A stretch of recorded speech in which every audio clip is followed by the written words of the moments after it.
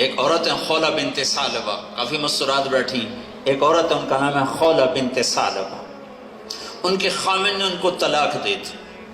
طلاق تھی جاہلیت کی، جس کا لفظ ہوتا تھا انت علی کا ظہر امی، تو میرے لیے میری ماں کی طرح ہے۔ تو اس پر جو طلاق پڑتی تھی وہ ایسی طلاق ہوتی تھی کہ کسی طرح بھی رجوع نہیں ہو سکتا تھا۔ 3 طلاق میں تو رجوع ہے کہ کہیں اور شادی ہو جائے، پھر وہاں سے طلاق ہو جائے، پھر دوبارہ شادی ہو جائے، لیکن اس طلاق میں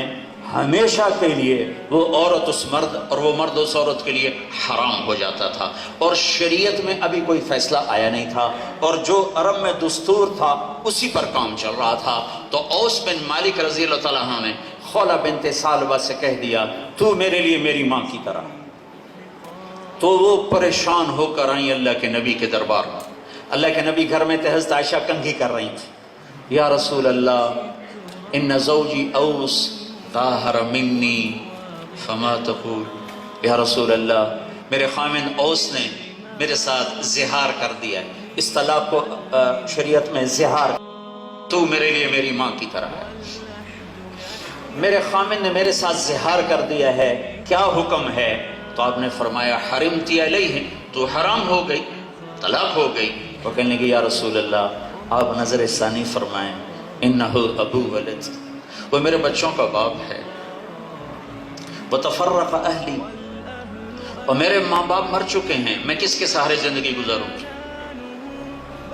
تو پھر آپ نے کہا حرمتی علیہ، خولا کام ختم ہو چکا۔ تو پھر کہا یا رسول اللہ اب مہربانی فرمائیں، اب مہربانی فرمائیں، بچے جنتے جنتے میری جوانی ڈھل گئی، ماں باپ بہن بھائی میرے دور ہو گئے، اب میں کس کے سہارے زندگی گزاروں اور یہ بچے کس کے پاس پلیں؟ جب تیسری دفعہ بھی انہوں نے زور لگایا تو اللہ کے نبی خاموش ہو گئے کہ بھائی مانتی تو ہے نہیں تو آپ خاموش ہو گئے۔ بس عائشہ کنگھی کر رہی، جب اس نے دیکھا کہ اللہ کے نبی نہیں جواب دے رہے، آئے آئے اچھا آپ نہیں سنتے ہیں، میں آپ کے رب کو سناتی ہوں۔ اس نے یوں ہاتھ اٹھائے، اللہم ان لی صبیۃ صغار ان ضممتہم الی فجاعوا ان ضممتہم الی فضاعوا، اے میرے رب میرے چھوٹے چھوٹے بچے ہیں، میں اپنے پاس رکھوں تو روٹی کہاں سے کھلاؤں، اور اوس کے پاس رکھوں تو تربیت کون کرے گا؟ تربیت تو ماں کرتی ہے۔ اے میرے رب اپنے نبی کی زبان پر میرے حق میں فیصلہ اتار، یہ نہیں کہا کہ جو تیرے ہاں ہے وہ فیصلہ اتار، اللہ کو پابند کیا، یا اللہ فیصلہ میرے حق میں آنا چاہیے، میرے خلاف نہیں آنا چاہیے۔ ابھی اس کے ہاتھ نیچے نہیں آئے کہ اللہ کے نبی پر وحی طاری ہوگی، اور اس وقت آپ بالکل عجب حالت ہوتی، آنکھیں بند، ماتھا پسینہ۔ تو حضرت عائشہ نے کہا خولا خولا چپ کرو چپ کرو، وحی آ گئی وحی آ گئی۔ جب اس نے دیکھا وحی ہے تو اس نے اور زور سے رونا شروع کر دیا کہ پتہ نہیں میرے حق میں ہے یا میرے خلاف ہے۔ جب وحی ختم ہوئی تو آپ نے آنکھیں کھولی تو آپ ہنس مسکرا پڑے، کہا خولا مبارک ہو، اللہ نے تیرے حق میں فیصلہ دیا تھا،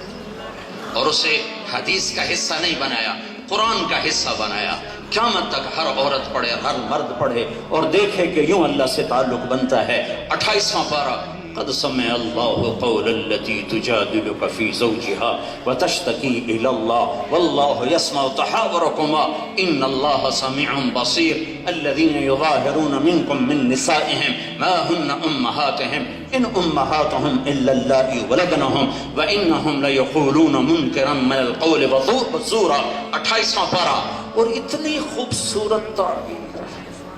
قد سمع اللہ، اور خولا کو بڑی عزت دی اللہ تعالیٰ نے، التی قول التی تجادلک فی زوجها،